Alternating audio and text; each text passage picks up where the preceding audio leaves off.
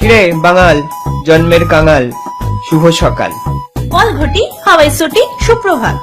ওই হাওয়াই চটি পেয়েছিলিস বলেই এদেশে হেঁটে চলে বেড়াচ্ছিস। হ, আর আজ আমরা আসি বলেই অভিশপ্ত কারে কয় তোরা বুঝছোস। চাল চুলা নেই হাও ঘরে।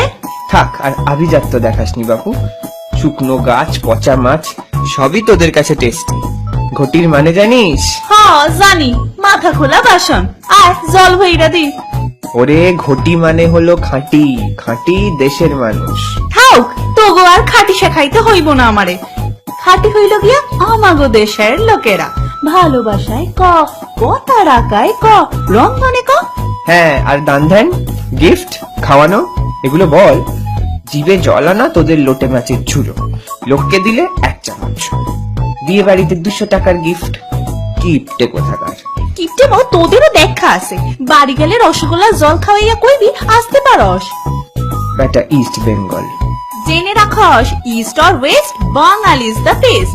বেটা মোহন বাগান, যা তোগো ঘটি হারাইছে ওই বাগানে, খোঁজ গিয়া। এই জকে জ বলাটা ছাড়তো। ক্যান্সারও তোরা ককে গ কইতে পারস, লুচিকে নুচি কইতে পারস, আমরা সকে স কইলেই দোষ।